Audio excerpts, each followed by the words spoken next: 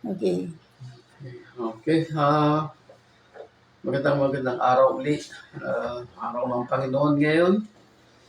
At tayo po ay magiging busy sa panalangin maghapon. Ano po, ngayong araw na ito, November 30, Andres Bonifacio Day. Araw po ng Katipunan. KKK daw po ngayon ay iba na. Noon ay kastaas-taasan, kagalang-galangan, katipunan ng mga anak ng bayan. Ngayon ay kabataan. Ano po yan? We are approaching a days of Generation Z ngayon. Kaya po ang mga kabataan ngayon ay ginagamit ng Panginoon, hindi lamang po sa sa civil o mga panglipunan. Ito rin po ay isang patotoo na sa mga huling araw ay natupad po ang sinabi po ni Propeta Joel sa chapter 2 na on the last days, sabi niya, I will pour out my spirit unto all flesh. At sa bahagi po noong sinabi niyang yon, sabi niya, and your young people will see vision. So, mga panahon na po ngayon ng mga kabataan, ano? So, kailangan po talaga. Siyempre, tayo po mga nakakatanda na, lalo na po kaming mag-asawa. Ako ay nag-turn po ngayon ng 72 years old sa araw na ito. Blessed birthday sa akin po. Tapos sa yung mga pong kapatid na si Leticia. Ano po, alam kong siya po ay nasa piling na po ng Panginoon doon sa Paraiso. At ang isa pa pong ka-birthday ko ngayon ay ang aking apo na si Caleb, si Caleb. At ang isang pinsan ko na yumao na rin po ay si Rodrigo Pring. So, dami pala namin mga may birthday ng November 30. At ang araw na ito ay isang araw na maaaring papasimula ng isang bagong kasaysayan ng ating bansa, in which, according to some pastors na nagsabi rin na we are approaching the 40 years of our kasaysayan since the beginning ng unang martial law noon, at ngayon ay panibago po na isang protesta ngayon, the same as in the EDSA in 1986. At by next year po, maabot na po tayo ng 40 years sa kasaysayan na yan. And 40 years ay isa pong mahalagang bagay. It's a one generation. 40 years, po. So ako po ay bali nasa 3/4 generation na po ako. Nasa 40 years po yung generation, sa second generation na rin po ako. Ano na lang, 8 years na lang, 2 generation na ako. God willing. Haabot po tayo ng ikalawang generasyon ng edad. Okay? We are going to pray sa araw na ito, hindi dahil po sa araw na ito ay isang kasaysayan ng kapanganakan po ng ating dakilang bayani na si Andres Bonifacio. Actually, siya po talaga dapat ang ating national hero, pero ang itinalaga po ng mga Amerikano ay si Jose Rizal dahil siya raw po ay matalino at hindi siya gumamit ng dahas upang mapalaya ang ating bansa. Inoffer niya ang kanyang sarili para sa isang panibagong kasaysayan ng ating bansa at ng kanyang kamatayan. At ito ay sinindihan naman ni Andres Bonifacio. Siya ang nagpasimula ng isang himagsikan laban sa mga mananakop. Okay, so marami pong mga bayani ang namatay Totoo po ang sinasabi nila. Heroes don't get old, they die young. Yan po ang totoo. Ang ating Panginoon Kristo ay namatay sa krus ng Kalbaryo at the age of 33 years old. Si Rizal more than 30, si Andres Bonifacio more than 30, si Emilia Ganaldo ay more than 20 lang naman. Paging sila, iba pang mga bayani. No heroes have died old. Ano po? So, we pray for our nation. Yan, sa mga kabataan ngayon na talagang umaabante sa mga pangyayari ngayon sa ating bansa, even in the spiritual realm. Ito po ay nangyayari. So let's pray for our nation today. November 30, nagpapasimula po mamaya yan, magkakatipon-tipon na sa EDSA. Ang bilin po ng iba, don't go to Luneta dahil iba po yung mga grupo doon. Hindi natin alam. It is a peaceful rally according to PNP dahil po nag-meet po yung mga CBCP at saka ibang mga Protestant churches na it is a peaceful rally against trillion, ano po yung tawag nila, a trillion march sa araw na ito. Okay? Let's all pray, hindi lamang po sa oras na ito, maghapon. Even mamaya po, darating po yung aking mga pamilya na iba, na mga anak, maybe some of my brothers and sisters in the Lord and in sa laman and dugo. We will pray together for this, lalo na po mamayang hapon na po yon hanggang mamayang gabi na. Let's continue praying for our nation. Yes, Lord. Hindi po magagamit ng Panginoon ang ating bansa na ipalaganap ang Ebanghelyo sa buong Asya kung ito po'y magulo, kung ito po'y naghihirap, kung ang ating bansa ay punong-puno ng corruption, lalo na hindi magagamit ng Panginoon ang bansang Pilipinas at ang mga Kristiyano sa Pilipinas kung walang pagkakaisa. Amen. Po. And I will quote the quote of Abraham Lincoln. Ito po yung tandaan natin. It's part of this prayer, it's part of these things, even in the spiritual, ito po ay bahagi pa rin ito, even in the church, kasama rin po yan sa quote na ito ni Abraham Lincoln, isa sa pinakadakilang naging presidente ng Estados Unidos. Ang sabi po niya, without public sympathy, all things is impossible.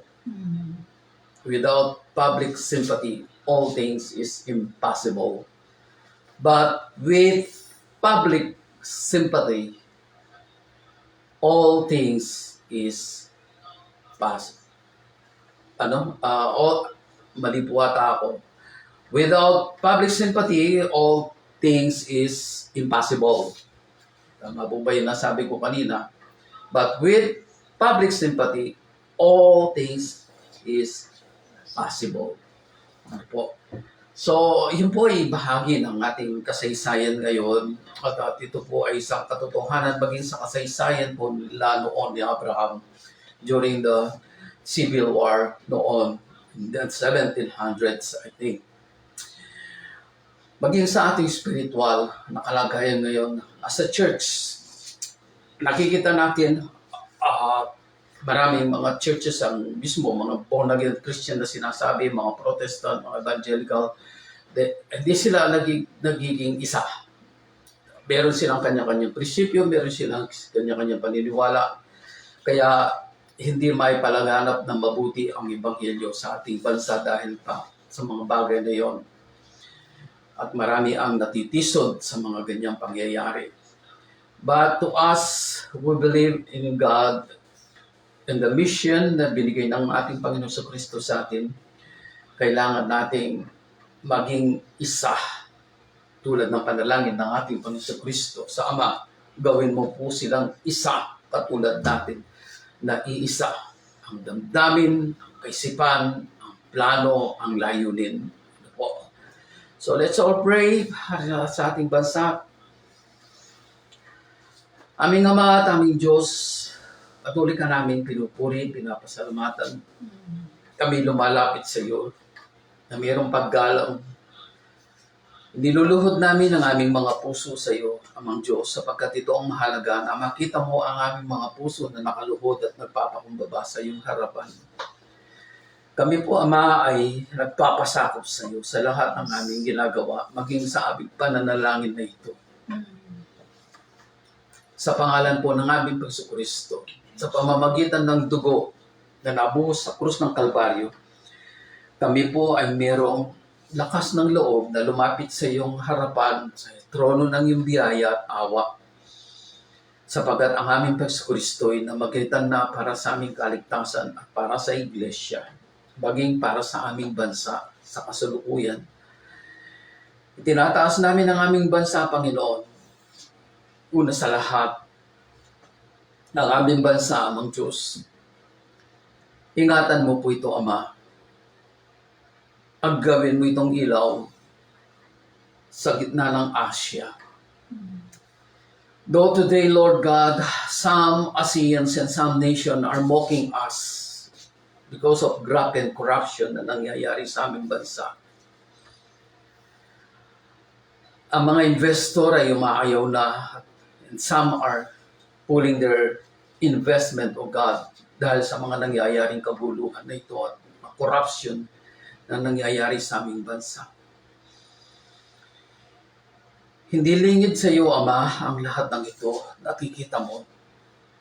Sapagkat alam namin, ikaw ang nagpapagalaw sa lahat ng mga tao, sa kanilang kaisipan, sa kanilang mga plano. At walang lihim, Panginoon, na hindi nabubunyag at hindi nahayag. Kaya po, Amang Diyos, dalangin namin. Ihayag mo, Panginoon, ang kasinungalingan sa aming bansa sa pangalan po ng aming Kristo. Ihayag mo, Panginoon, ang lahat ng mga pandaraya. Maging ang mga taong na may gawa nito, Panginoon Diyos, ay ituwid mo po sila. Patawarin mo po sila, Panginoon, at bigyan mo sila ng pagkakataon na magbagong buhay, magbago ng kaisipan. Hindi lamang, Panginoon, para sa aming bansa, kundi sa bawat Pilipino na nagdurusa dahil sa mga kagagawan na ito, Panginoon. Tulungan mo po ang aming mga kapwa Pilipino na magkaisa sa paninindigan, paniniwala upang ang aming bansa ay muling maiangat at tignan ng maraming mga bansa bilang isang liwanag dito sa dulong silangan ng Asya. Tulungan mo po ang iyong iglesia sa lugar na ito, Amang Diyos. Whatever the religion, denomination, or sect na naniniwala sa pangalan ng aming Kristo. Ama, sa pangalan po ng aming Kristo, pagkaisahin mo kami tulad ng panalangin mo sa Ama, aming Kristo. Tulungan mo po ang bawat Pilipino, Panginoon, na isantabi ang lahat ng pangsariling interes. Mga interes, Panginoon, na walang pakialam sa kapwa-tao. Na walang pakialam, Panginoon, maging sa kamatayan o sakit na namamatay sa ibang mga tao dahil sa kanilang kasakiman. Patawarin mo po ang mga taong ito, Panginoon. Marami po ang nagpapatotoo, maging sa mga hospital ng mga gobyerno, Panginoon. Marami ang nagkakasakit na mamatay dahil hindi nalulunasan ng tamang gamutan dahil sa kakulangan ng mga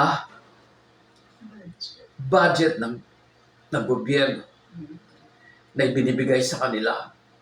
So God, these are simple things na nangyayari and yet hindi namin ito nakikita, hindi namin ito nalalaman, but those people are speaking out. Many people are dying of anger and sickness because of selfishness. Kaya nga po, Mang Diyos, dalangin namin ang bansang ito. Tulungan mo po kami na magkaisa, lalo na po ngayon na gaganapin, Panginoon, ng isang malawakan na peaceful rally na sinasabi. Amang Diyos, tulungan mo po ang mga taong ito. Na isantabi ang lahat ng mga sariling interes. Na isantabi, Panginoon, ang lahat ng mga kulay, ng puti, pula, dilaw, berde, kung ano man ay santabi ang lahat ng ito, kundi tayo namin ang aming bansa, ang lupang hinirang sa iyong harapan. Tinataas namin siya sa iyo, Ama.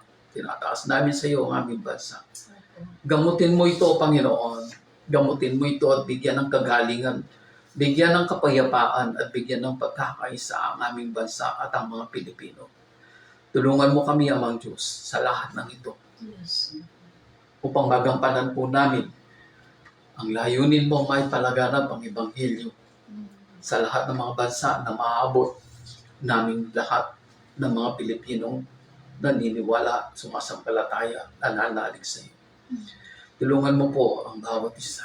Yes. Kasi tinataas po namin ang mga rally na ito. Sansalayin mo, Panginoon, ang kamay ni Satanas Yes. upang manggulo lamang at maglumikha ng pagkawatak-watak at pagkahiwa-hiwalay. Tulad po ng sinasabi ni San Pablo sa aklat ng Galacia, sa mga Kristiyano doon sa Galacia, kung kayo ang magsasakmalan, mag-ingat kayo, baka magkaubusan kayo.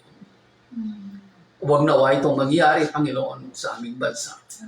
Kaya dalangin namin ang pagkakaisa, pagkakaunawa, at tunay na pagmamahal sa aming bansa. Katulad po ng sinabi ng aming mahal na bayaning Andres Bonifacio. Una sa iyo, Panginoon, ang pagmamahal, subalit sinabi niya, ano pa kaya ang pag-ibig na dakila kaysa pag-ibig sa sariling bansa? Wala na nga. Kaya inoffer nila, Panginoon, ang kanilang mga buhay alang-alang sa kalayaan na tinatamasa namin sa ngayon. Sinasabi nila ang mga kabataan ngayon ay nagiging ulyanin na sa mga kasaysayan na nakaraan. Salamat sapagkat ginigising mo sila ngayon upang sila'y makita nila kung ano ang sakripisyong ginawa ng aming mga ninuno para makamit namin ang kalayaang ito na tinatamasa namin sa ngayon. Subalit ang kalayaang ito, Panginoon, ay masyadong sinasamantala ng marami at walang pakialam, Panginoon, sa lipunan. Kaya taas po namin ang mga bagay na ito sa iyo. Muli dinadalangin namin, Ama, sa pangalan po ng aming Panginoon, sa pangalan po ng aming Panginoon, sansalayin mo po ang kamay ni Satanas sa aming bansa. Sa mga Pilipinong walang inisip kundi ang sarili nila, sansalayin mo ang kanilang mga kaisipan, Amang Diyos. Sa pangalan po ng aming Panginoon, hindi po kami ang gagawa nito. We will not declare, we will not rebuke, we will not. But as this Archangel Michael, Lord, na kinukuha niya ni Satanas ang bangkay ni Moses, hindi siya, Panginoon, nagyabang, nagsalita ng, I rebuke you. No, we will not do also, God. But sinabi ni Michael Archangel, sansalayin kanawa ng Panginoon. So this what we are praying now, Amang Diyos. Sansalayin mo, Panginoon, ang lahat ng kasamaan sa aming bansa. Yes. Sa pangalan po ng aming Panginoon, sa kalwalatian ng iyong dakilang pangalan, sa kadakilaan po ng iyong sariling pangalan. Yes. Yahweh, ang Diyos ng kataas-taasan. Salamat po, Amang Diyos. Pagpalain mo pong bawat nakikinig at makikinig pa sa mga mensahe ito namin pag-aaralan. Muli, Panginoon, salamat po sa iyong pagpapaalala muli sa amin, Panginoon, ang aming buhay na nasa iyo. We know, God, we will be tested by fire, and yet, Lord, you are holy. You are righteous. Yes. You are God. Kaya sinasalang-alang po namin ang lahat ng ito sa iyo. Pagpalain mo po ang lahat ng nakikinig. Pagpalain mo po ang lahat ng manunood at makikinig pa sa mga sumusunod na araw. Salamat po, Amang Diyos. Pagpalain mo yung mga salita. Salamat po. Let your Holy Spirit move mightily Yes. sa bawat puso, sa bawat kaluluwa, sa bawat espiritu na manunood at makikinig ngayon. Sa bawat pamilya, sa bawat sambahayan, sa bawat individual.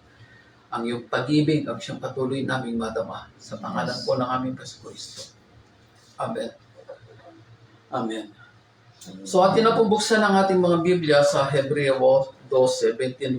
Ito po yung ating pinaka-main text. So, kung titignan po natin ang talatang ito ay medyo maano po kayo, no? But in the end, makikita po natin God is good. Ano po, sabi nga po ng iba all the time. At ito'y makikita natin sa mensaheng ito na ibinigay ng Panginoon sa atin. Sabi doon sa Hebreo 12:29, sapagkat ang ating Diyos ay parang apoy na nakatutupok. Ano? Sa English po ay para mas malapit doon sa tinutumbok ng mensahe ng Panginoon sa atin ngayon. Ano? Yun po ang pinaka-buod niya mamaya. Ang sabi po dito sa English ng Hebrew 12:29, because our God is indeed a destroying fire. Ano na yun? Indeed. Ibig sabihin, talaga. Ganon. Ano po? Because our God is indeed a destroying fire. Doon po sa King James Version, sabi niya, God is a consuming fire. O, consuming fire. Yun po ang ating pinaka-buod ngayon na ating pag-uusapan. Yung pinaka-tema, pinaka-subject ay yung consuming fire. God is a consuming fire.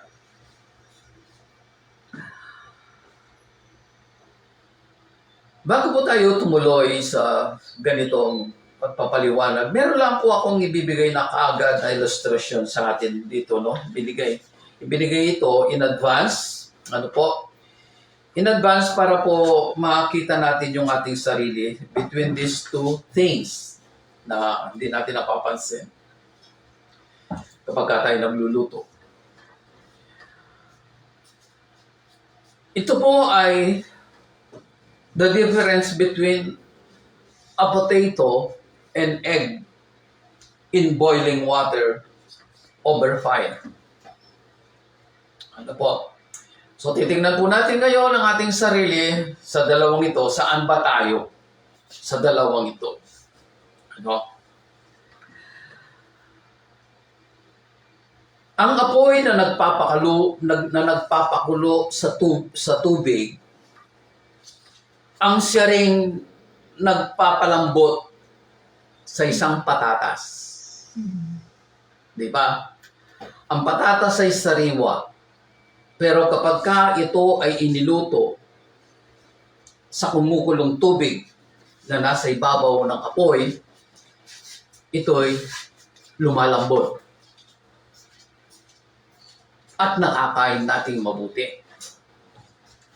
Ito'y may pakinabang. Bagamat ang itlog, ito'y sariwa, kapag ito'y dumaan sa tubig na kumukulo, dahil sa apoy, ito'y tumitigas. Diba? Bagamat, sasabihin natin, siguro marahil mapapakinabangan naman kasi naluto siya. Yes, hindi po yan ang pinag-uusapan natin kung ito'y naluto o hindi. Ang pinag-uusapan dito, ano ba ang ginagawa sa iyo ng tubig na nasa apoy? Ikaw ba'y pinalalambot o pinatitigas?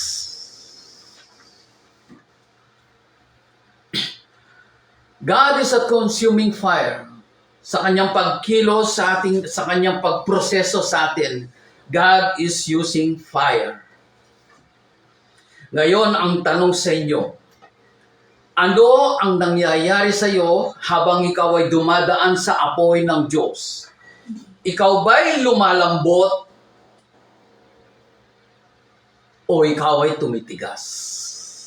Iyon po ang katanungan doon. A consuming fire, meron pong nakasulat mula pa nung unang panahon sa aklat ni Moses, ang aklat ng Deuteronomio. ay meron na pong habilin sa atin na ang Diyos ay Diyos na tumutupo. Pakinggan po natin mabuti ang sinasabi ng banal na kasulatan. Sa verse 15, magpapasimula tayo. Nang kayo'y kausapin ni Yahweh mula sa apoy sa Horeb. No? Ito po'y kasaysayan po ni Moses. Ano po? Pero ito ay kasaysayan din ng bansang Israel. Nang kayo'y kausapin ni Yahweh mula sa apoy sa Horeb, wala kayong nakitang anyo. Wala kayong nakitang anyo. Kaya, kaiingat kayo. Huwag kayong gagawa ng anumang larawan upang sambahin maging kawangis ng tao, hayop sa ibabaw ng lupa, ibon ng anumang gumagapang o anumang isda. Ni huwag ninyong sasambahin ang araw, buwan, bituin, alinmang buntala na nilalang ni Yahweh para sa tao. Hinango kayo ni Yahweh sa pagkaalipin sa Ehipto upang maging kanya lamang. Upang maging kanya lamang. Tandaan po natin ito. Hinango tayo sa Ehipto in which at the present time Egypt represent materialism, worldly things. Yun po ang nire-represent ng Ehipto nung unang panahon sapagkat sila po ay naging masaya doon, saganang-sagana sila sa lahat ng bagay hanggang dumating sa kanila ang pagiging alipin. So Egypt today is materialism and worldliness. Hinango kayo ni Yahweh sa pagkaalipin sa materialismo at worldliness, maaari sabihin natin yon, upang maging kanya lamang. Upang maging kanya lamang. Nagalit nga sa akin si Yahweh dahil sa inyo, sabi ni Moses. Isinumpa niyang, di ako makakarating sa masaganang lupaing ibibigay niya sa inyo. Dahil sa kanila. Ano po? Nagkasala po kasi si Moses, di ba? Yung dinampas niyang ikalawang beses yung bato na lalabasan ng tubig. Hindi niyo ako makakasama sa kabila ng Jordan. Dito na ako mamamatay. Ngunit kayo'y magpapatuloy upang sakupin ang lupain yon. Verse 23, ito po. Mag-ingat kayo. Huwag ninyong kalilimutan ang tipan sa inyo ni Yahweh. Sabi po ni Moses. Huwag ninyong kalilimutan ang tipan sa inyo ni Yahweh. Mula po nang tanggapin natin ang ating Panginoon sa ating buhay bilang Panginoon at tagapagligtas, sana po tinanggap na po ninyo siya bilang Panginoon at tagapagligtas. Kung hindi, mamaya po in your personal way, manalangin po kayo ng pagsisisi, repentance, and acceptance sa ating Panginoon Kristo. Mag-ingat kayo, huwag ninyong kalilimutan ang tipan sa inyo ni Yahweh. Nung tayo po ay tumanggap sa Panginoon, we sign a covenant that we are His. Tayo ay sa Kanya lamang. Amen. Huwag kayong gagawa ng anumang larawan upang sambahin, gaya ng ipinagbabawal niya sa inyo. Verse 24, si Yahweh ay apoy na nakatutupok at ayaw niyang may kaagaw siya sa inyong pagmamahal. Ayaw niyang may kaagaw siya sa inyong pagmamahal. Ano po sinasabi ng ating Panginoon Kristo? Kung nasaan ang inyong kayamanan, nandun din ang inyong puso. Kung nasaan ang inyong kaisipan, maging ito'y relasyon, maging ito'y material na bagay, maging ito'y isang relihiyon, maging ito'y isang pananampalataya, kung ang ating nasa kaisipan ay yung mga bagay na yan, yon ang dili Diyos natin. Ayaw niya na meron siyang kaagaw sa ating mga buhay. Even my own wife, even her, na ako ang kanyang asawa. Kung ipahihigit namin ang bawat isa kaysa sa Diyos, our marriage is doomed. May sasabihin ko po sa inyo. Kailangan po, tulad sa isang triangulo in a marriage, there is the man, there is the woman, at doon sa itaas, there is God. Amen. A three relationship. Napakabuti ng Panginoon sapagkat ang mga mensaheng ito ay binibigay niyo sa atin upang tayo po ay maging aware sa ating buhay Kristiyano bilang mga anak ng Diyos. Kaya doon sa binasa natin kanina at ang ilustrasyon na ginamit natin dito, sa panahon na ang Diyos ay gumagamit na ng apoy sa ating mga buhay as a process of purification, what is our response? Lalambot ba ang ating puso? O pagmamatigasin natin lalo ang ating mga puso dahil sa kanyang ginagawa? Meron pong mga bagay na kuminsan ginagamit ng Diyos ang apoy to destroy and to judge. Tandaan po natin yan. To destroy and to judge. Alam natin siguro marahil ang kasaysayan po ng Sodom and Gomorrah. Di po ba? Kung ating itong babalikan, ito po ay nakasulat sa Genesis. At babasa lang po tayo ng some part nito. Ano po? Di po lahat dahil po mahaba-haba po kasi ito. No? Pero kayo po ang bumasa dito sa inyong personal na devotion na pagbabasa. Ito po ay nakasulat ng kasaysayan ng Sodom and Gomorrah sa Genesis chapter 18, verse 16 to 33. Ano po, mahaba po kasi ito, hindi natin pwedeng basahin ngayon. Pero alam na natin marahil halos ang kasaysayan. At doon sa chapter 19 ng Genesis 1 to 29, nandun po ang kasaysayan noon. Why God destroyed Sodom and Gomorrah by fire. Alam niyo kung bakit? Mababasa ninyo doon.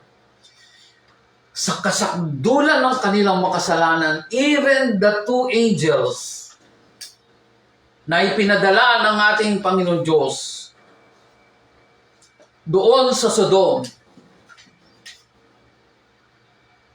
na nandoon si Lot.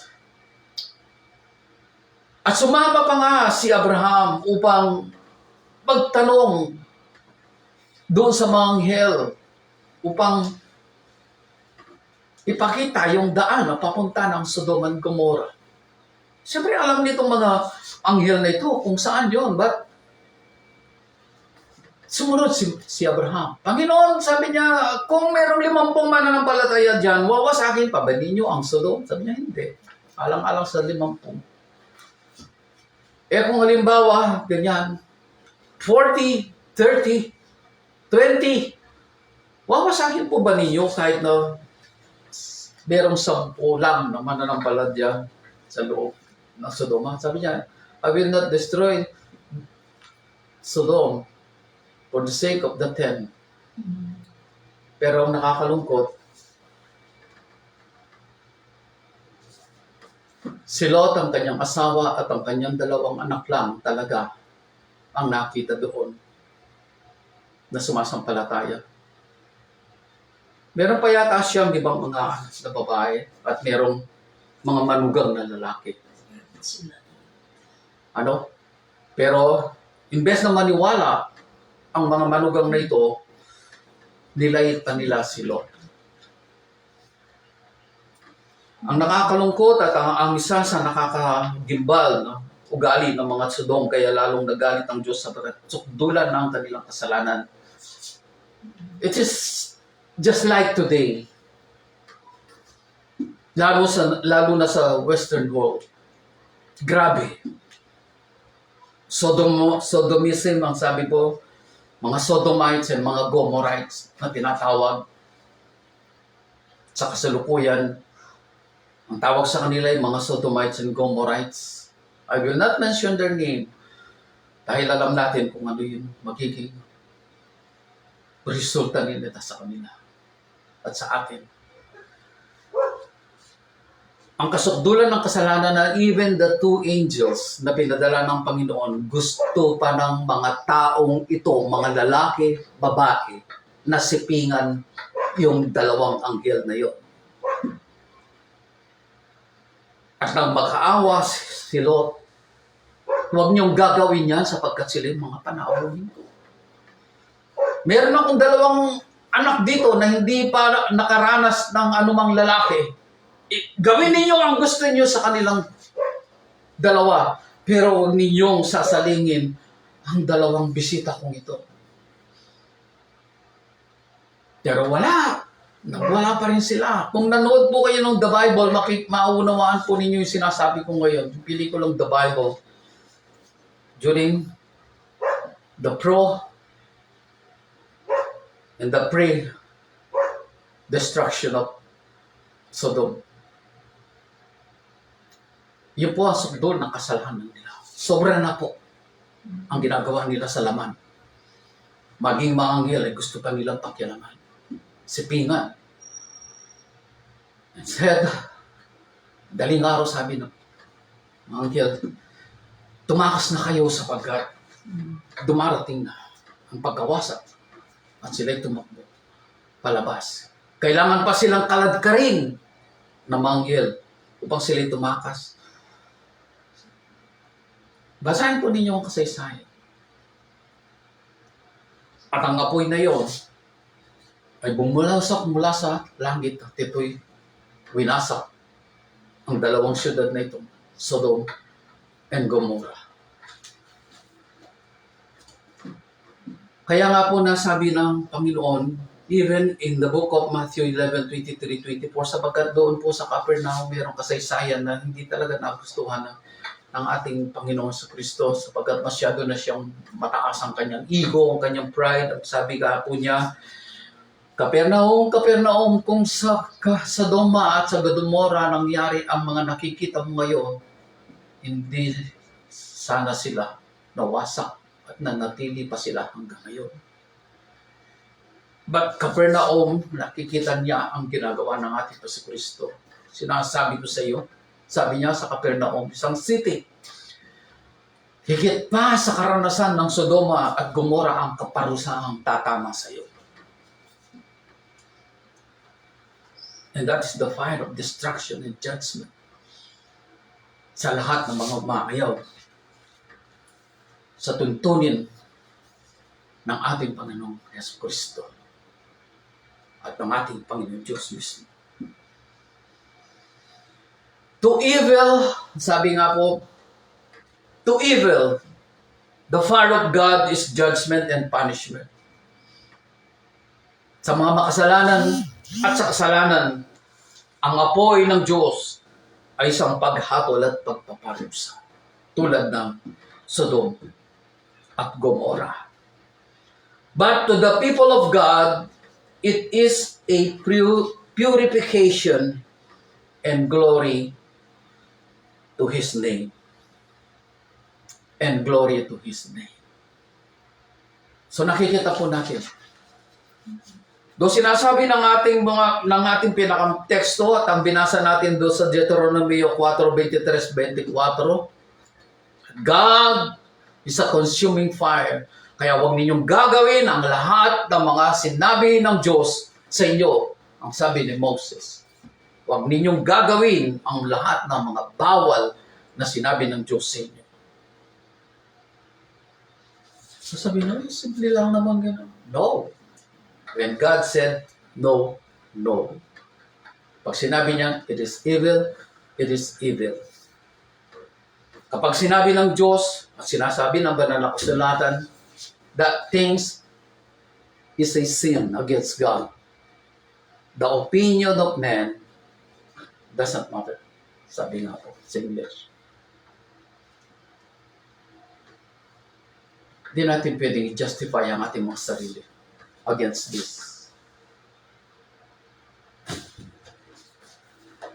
Tingnan po natin ang isang kasaysayan din naman. Yung una na binasa natin, kasaysayan, the Sodom and Gomorrah, the fire of God is judgment and punishment to them. Di ba?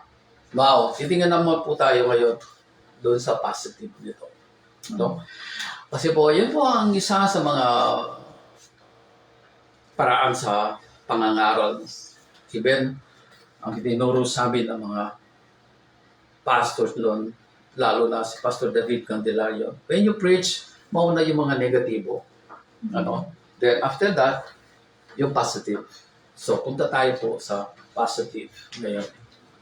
Kung ano ang ginagawa ng fire of God sa ating mga buhay.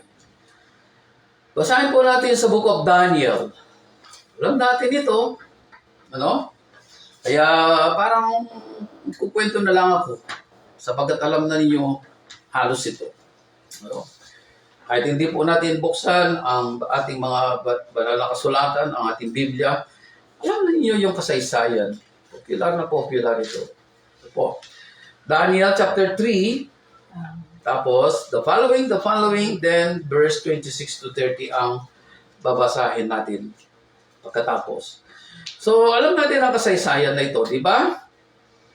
Gumawa, nagpasa ng isang batas ang mga eskriba ng hari na si Nabucodonosor. Diba? Yung po mga mga high priest nila, na talagang kailangan subukin yung mga tao, no? Lalo itong mga Hudyo nito na sumasamba sa isang Diyos, in the spirit and in truth. Walang anumang larawan. Ano? So, gumawa sila ng isang batas na magpagawa si Nabucodonosor ng isang rebultong ginto. On the top of it is gold, then a silver, then a copper, an iron, and a clay. Sinasabi, iron and clay. At nagpasa sila ng isang batas, itong mga na ito, mga high priest na ito, ng Babylonia, na sa araw ng pagtunog ng mga kampana at pakakak, trumpet po yung pakakak, lahat ng mga tao kailangan lumuhod sa harapan ng rebulto ni Nabucodonosor upang sumamba at lumuhod. Yun po ang pinasa nila, di ba? Subalit, merong tatlo sa mga ito. Ewan ko ba nasan si Daniel noon, na tinatawag na Belshazzar. During that day, tumunog ang kampana, tumunog ang trompeta, at ang lahat ng mga Babylonians sa yumuko, even some of the Israelites, yumuko. Maliban sa tatlo. Sino po sila? Okay? Si Meshach, Shadrach, at Abednego. Hindi po sila lumuhod. At nakita sila ng mga gwardiya. At inireport yun sa mga high priest at nireport kay Nabucodonosor. Meron pong tatlong kabataang lalaki na hindi po lumuhod sa harapan ng inyong rebulto upang sumamba. So nagalit po si Nabucodonosor. Diba? Nagalit siya. At ito po ang ating babasahin. Maiksi na lang po ito. 26 to chapter 3, verse 26 to 30. Oh, asan na ba ako? Ba't nawawala? Nasa 4 ata ako. Okay, mali pala. Nasa 4 ako. Chapter 3. Sabi niya, Sinabi na napag sa 26. hinahanap ko po yung talagang dapat pagsimulan nito. So, 19. namula si Haring Nabucodonosor sa tindi ng galit kina Shadrach, Meshach at Abednego. Yun po, dapat pala mag-advance tayo ng 19, matras tayo. Kaya inuutos niyang painiting makapitong hibayo ang pugon at iniutos din niya sa pinamalakas niyang tauhan na gapusin sina Shadrach, Meshach at Abednego at ihagis sa apoy, doon sa furnace, doon sa pugon na pinaapoy, pinainit ng 7 beses kesa sa dati. Ginapos nga sila ng di na inalis ang pantalon, baro, gora, alinmang kanilang kasuotan at hinihagis sa pugon. Dahil sa pagsunod sa utos ng hari at sa tindi ng init ng pugon, namatay ang mga may dala kina Shadrach, Meshach at Abednego. Kawawa po yung mga sundalo. Dahil sa sobrang init, pati sila namatay. Samantalang yung 3 ay tuloy-tuloy na bumagsak sa naglalagablab na apoy. Walang ano-ano'y napalundag si Haring Nabucodonosor. Pamanhang itinanong niya sa kanyang mga tagapayo, hindi ba 3 lamang ang inihagis natin sa apoy? Opo, kamahalan, sagot nila. Bakit 4 ang nakikita kong lalakad-lakad sa apoy at hindi nasusunog? At yung isa, ang tingin ko'y Diyos. Sa ibang tradisyon ay anak ng Diyos, gano'n, an angel. Si Nabucodonosor, ito na po, 26, ay lumapit sa bunganga ng hurno, sinabi niya, halika kayo rito, Shadrach, Meshach at Abednego, mga lingkod ng kataas-taasang Diyos, lumapit ang 3, paglabas nila sa pugon. Ang mga gobernador, katulong na gobernador at mga tagapayo ay lumapit sa kanila, tinignan silang mabuti, ngunit wala man lamang nakitang bakas na likha ng apoy sa katawan ng 3. Hindi nasunog kahit bahagya ang kanilang buhok, hindi na ang kanilang kasuotan, ni hindi sila nagamoy usok. Dahil dito sinabi ng hari, purihin ng Diyos ni Shadrach, Meshach at Abednego. Nagsulgo siya ng anghel upang iligtas ang mga lingkod niyang ito sa ganap na nananalig sa kanya. Hindi sinunod ng mga ito ang aking utos, ginusto pa nilang sila'y ihagis sa apoy kaysa sumamba sa Diyos-Diyosan. Kaya inilagda ko ang isang utos. Sabi na Nabucodonosor, sino mang alinmang lahi, bansa o wika na magsasalita laban sa Diyos ni sa Shadrach, Meshach at Abednego ay kakatayin. Kakatayin. Parang baboy siguro. No? Hindi lamang ito, wawasakin pa ang kanilang tirahan pagkat walang Diyos na nakapagliligtas sa tao tulad ng ginawa ng kanilang Diyos. At ang 3 ito itinas niya sa pupulit. What's the lesson in this? Walang Diyos ang In the midst of this process of purification, of course, tayo umiiyak. Kung meron tayong nawalan ng mga mahal sa buhay, tayo nagdadalang atin. It's all part of the process and the fire of God. Maaaring mayroong mga dumarating sa ating mga problema na hindi natin maabot sa ating kaisipan. That's part of the fire of God. Alam niya ang nangyayari sa atin. Even yung pinakamakaliit na iyak natin, alam niya. Alam niya. So, in this situation, katulad ni na Meshach, Shadrach,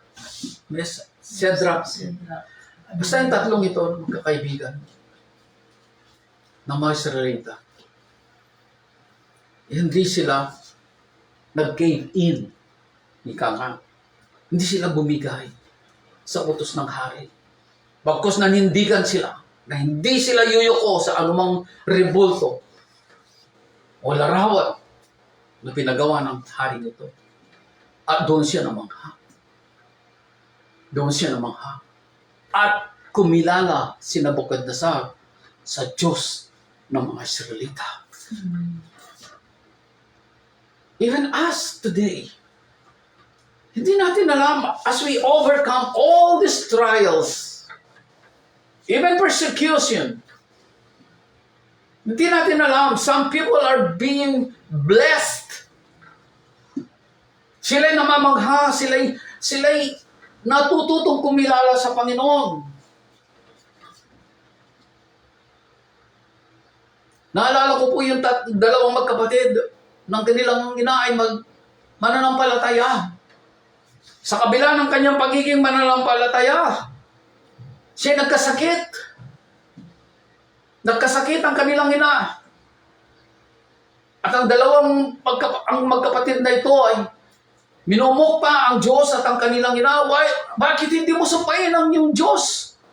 Bakit hinahayaan kanyang mangyari sa iyo yan, Nay? If God is real, kung talagang totoo siya, bakit hindi ka na pagalingin na ito? Kaya bigyan ka na ng kapahingaan para sa sakit na yan. Mula sa sakit na yan. Pero ang ina nila, katulad ng sinabi ni Job, nung siya'y binigyan ng sakit ni Satanas, though God will slay me, I will praise my God. Ang sabi ni Job, itong matanda na ito, gano'n din ang kanyang sinabi. Ibinigay ito ng Panginoon sa akin at taos puso ko itong tinatanggap. So ang mga bata ay talagang umiiyak. Di maintindihan ang sinasabi ng kanilang ina. Until the day their mother died. Nabusap ko itong magkapatid. Kuya, sabi ng nabunso, wala na si nanay. Kahit anong sakit na naramdaman niya, hindi siya bumigay. Tayo kaya, ano mangyayari sa atin? Kuya, ano mangyayari sa atin? Si nanay, kahit anong sakit na naranasan niya sa buhay niya, hindi siya bumigay. Tayo, anong kaparusahan ang tatanggapin natin? Pag na tayo namatay, saan tayo pupunta? Alam natin sa kasulukuyan, Kuya, sabi ni Bunso, pag tayo namatay, hindi na natin makikita si nanay.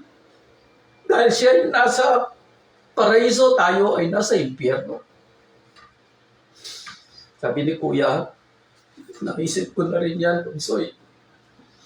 Kaya magsisila tayo. Tanggapin natin ang Diyos ni Mama.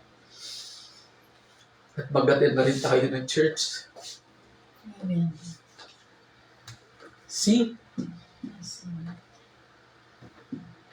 Even in the time of fire and trials and suffering nitong ina, yun pa rin ang nagligtas sa kanyang dalawang anak because of her faithfulness in God. Di natin alam, ganun ang nangyayari. Di natin alam yung mga nakakakita sa atin. They are beginning to believe God. Dahil sa nakikita nila sa atin.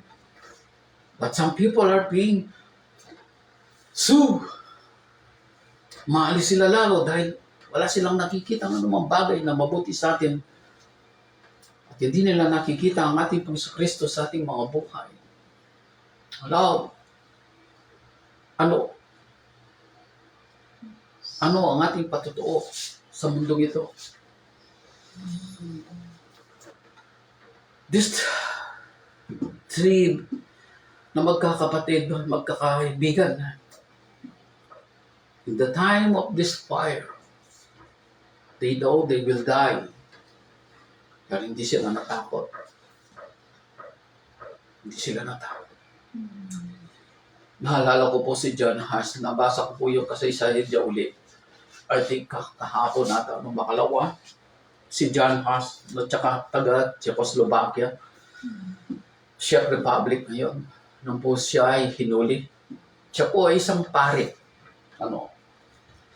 Ngunit, nanindigan siya na ang banal na kasulatan ang siyang tunay na daan sa kaligtasan at ang biyaya ang siyang tanging paraan upang maligtas ang tao, not through indulgences and doctrines. Kaya, tinatawag siya doon sa Czechoslovakia at binigyan pa ng sulat na a safety pass mula sa isang hari din naman at hindi pumunta doon upang ipaliwanag ang kanyang paninindigan at prinsipyo patungkol sa Diyos. Ngunit hindi rin iginalang yung sulat. Siya hinuli, tinortured, at binigyan ng napakangingilabot ng kamatayan.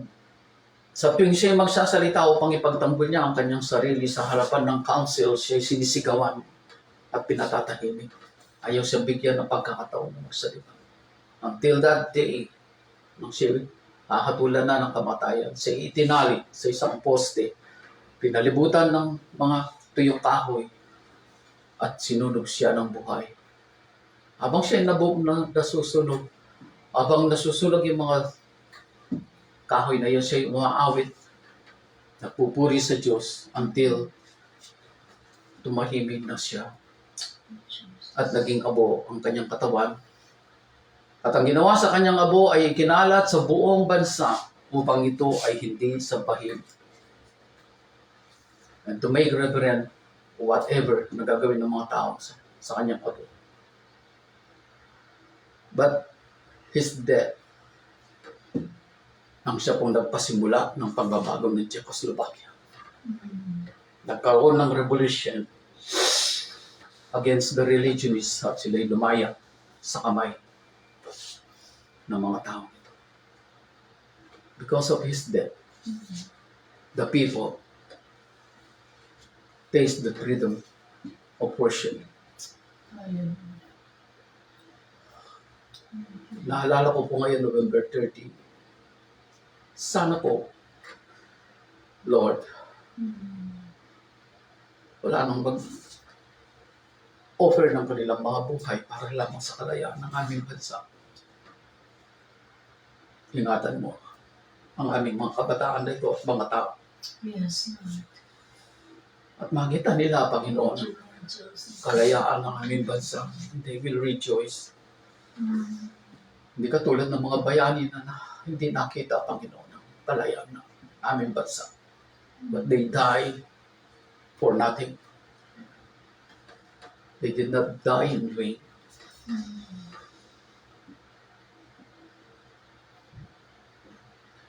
The burning bush, doon po sa isang kasaysayan pa rin. Nung si Moses ay tawagin ng Diyos. Ito po rin alam ninyo ang kasaysayan nito. Exodus 3, 1-6, 13 to 14. Basahin po natin yon sa inyong mga devotion. Makikita natin. Natawagin ng Diyos si Moses habang siya nagpapastol. Meron siyang napansin na isang burning bush na sinasabi. Isang maliit na halaman. Maraming sanga. Nasusunog. May apoy, ngunit hindi nasusunog ang mga sanga, ang mga dahon. Ang tawag po nila doon ay burning bush. Napansin niya yun at siya lumapit. Ano ba yung nangyari? Ano ba yung nangyayari na yun? May apoy, subalit hindi nasusunog ang halaman. Dumapit siya at merong nagsalita, Moses, Moses, alisin mo ang iyong mga sandalya sapagkat ang kinatatayuan mo ay isang banal na lugar. Isang banal na lugar. At nakita niya doon, ang Diyos ay nagsalita sa kanya. Nais ko lang pong basahin yung doon sa 13 to 14 na siyang pinakabuod nitong ating babasahin na ito. Yung kasaysayan, yun po yung kwento. Ang pagtawag kay Moses, yun po nakalagay doon sa pinakaunang niya, mga salita niya.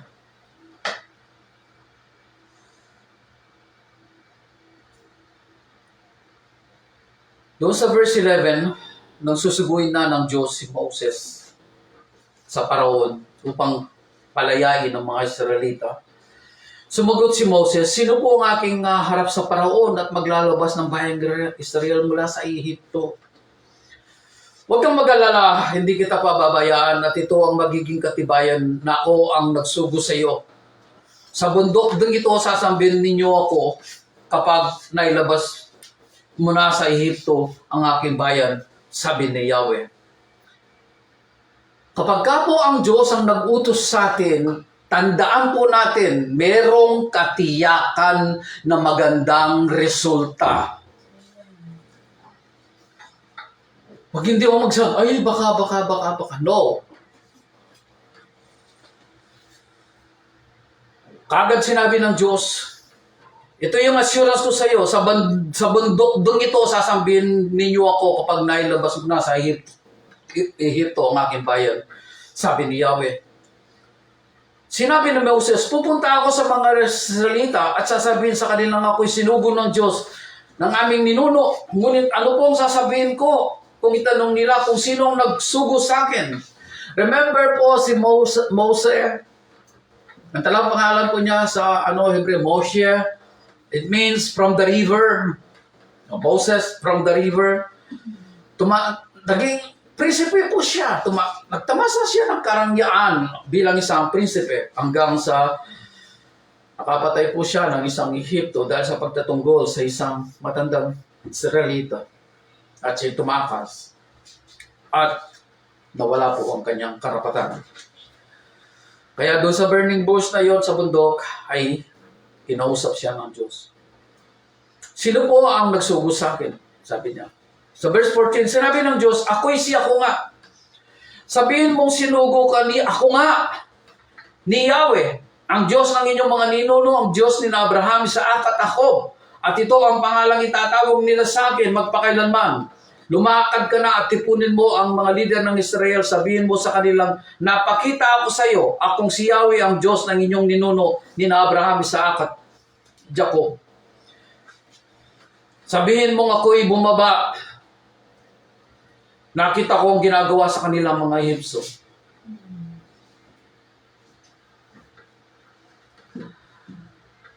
Anong oras na vlog? 11:07. Okay. I just want to explain something of this. Kasi po kapag binabanggit yung Abraham, Isaac at saka si Jacob,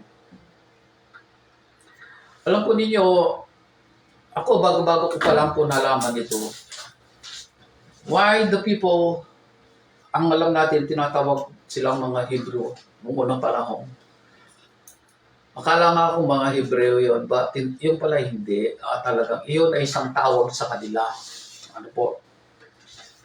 Si Abraham at kanyang pamilya ay lumipat po ng lugar mula sa Ur ng Babylonia papunta sa Canaan. And the Hebrew means the one who cross. Mga taong lumipat o tumawid. Yung ibig palang sabihin ng Hebrew. Ava, ganun po sa original na sulat nito. Ang Israelites is from the name of Jacob. Kaya po binabagin Abraham, Isaac, Jacob. And Jacob to Israel, the man who wrestled with God or angels. So nakikita po natin ang pagkasunod-sunod na yan. In the Jew, bakit sila tinawag na mga Jew? Tinawag po sila mga Jew nung panahon po ng ating Panginoon. And the Jews are from the lineage of Judah. Kaya po naging silang Jew. And Jesus is from the lineage of Judah. Jesus, the King of the Jew. Doon sa nakasulat sa cross na ilagay sa kanya. Are these relevant with all of this? Yes. Tayo po ay lumipat na mula sa mundo papunta sa kaharian ng Diyos. Now, we are not wrestling against God katulad ni Jacob. Tayo'y nagpapasakop na sa Kanya. Amen. In the Jew, we are in the lineage, Jesus is the lineage of Judah, and Judah means the house of praise.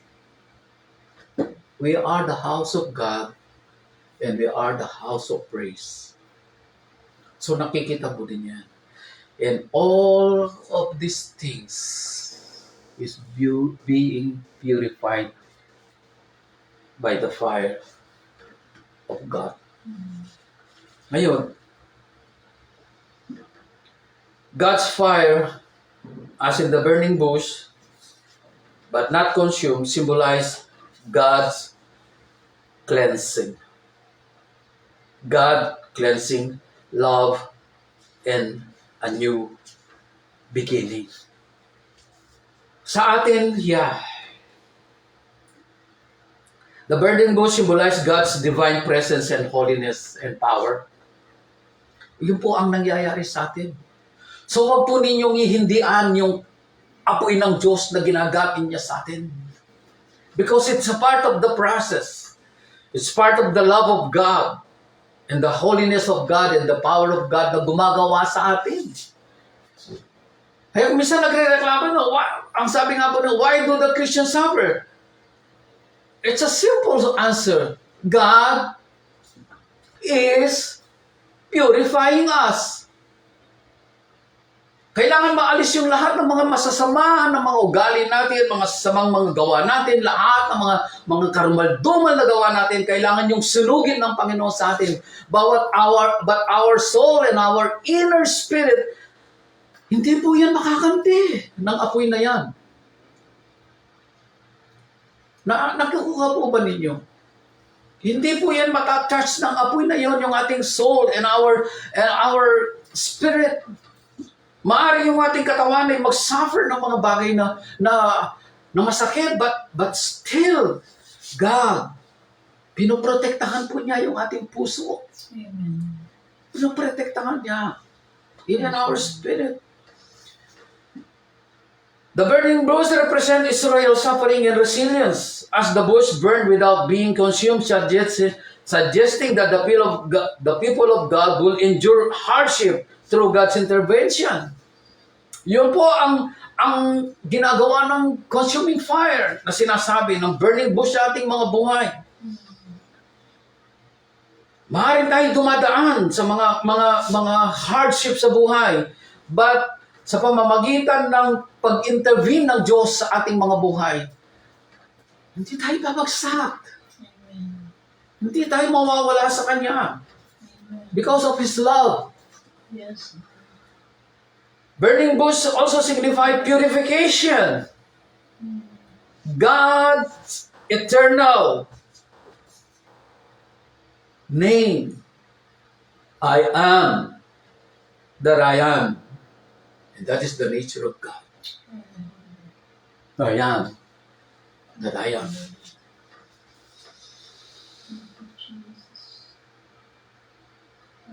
Anong nakakalulugod sa Diyos? Ano yung nakalulugod sa Diyos? Ang tayo'y dalisahin sa pamamagitan ng apoy ng Diyos. Do you think when Jesus suffered on the cross, di ba, masasaktan ng mga, but still, it's part of the process. It's part of the process. It's part of the process.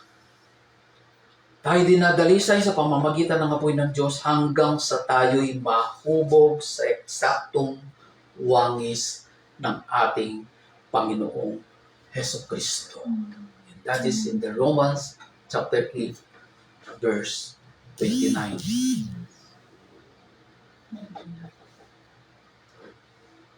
Maybe we can sing, kaya lang wala po tayong mga gamit dito. But we can sing the holy fire. The consuming fire. Bakit pwede natin awitin lang? Come, O Lord, and purify us with your love. And that fire of purification ang siyang gumagawa sa atin sa ngayon. Even sa ating bansa ngayon, hindi natin alam kung anong plano ng Diyos sa ating bansa. But in all process of God, there is a fire. There is a fire to expose us. and makes us holy for His name and glory. Tayo pong lahat ay manalangin. Po, manalangin. Yes. Dinadakila ka namin, Ama, sa mga oras na ito na minsan pa pinalalahanan mo kami. Minsan nagre-reklamo kami, what's happening in our country? What's happening in our life? What's happening in the world? And yet, God will always answer us. I am that I am. Ako pa rin ito sa pasimula hanggang sa wakas. Salamat po, Ama, sapagkat pinapakita mo sa amin kung sino ba talaga sa aming mga buhay. And ano yung mga kaparaanan mo sa amin pang lalo kaming mapalapit sa iyo. Lalo kaming magsumigasig, Panginoon, na makarating sa iyo. With the help of our Lord Jesus Christ, na kanyang sinabi, I am the way, the truth, and the life. And no one can come to the Father except through me. Except through His life. Through His life. Salamat po, Panginoon, sa iyong paghahayag sa amin sa mga bagay na ito, sa araw na ito. We continue, O God, praying. Continue praying. Consume us, O God, with Thy holy fire. Daily. Until, O God, makita mo sa amin ang buhay ng aming Panginoon Kristo. Salamat po, Ama, sa iyong kabutihan. Salamat po, pagpalain mo po ang lahat ng nakinig at nanood at manonood at makikinig pa sa mga ilang araw pang sumusunod. Let your love flow. Let your love flow. Let your Holy Spirit continue to enlighten us and enlighten them. At ang iyong biyaya, Panginoon Kristo, siya patuloy na gumawa sa amin upang maghanap namin ng kalooban mo. Amen, Ama. Salamat po, Ama, sa lahat ng ito na iyong ginawa, pinaliwanag, ipinakita sa amin. Ang kalakasan na ito ay nanggaling sa iyo. At lahat ng ito ay binabalik namin ang kapurihan sa iyo. Sa pangalan po ng aming Panginoon Kristo. Amen. Amen. God bless you. Amen. Our Lord, never flow us with your love, peace, and joy.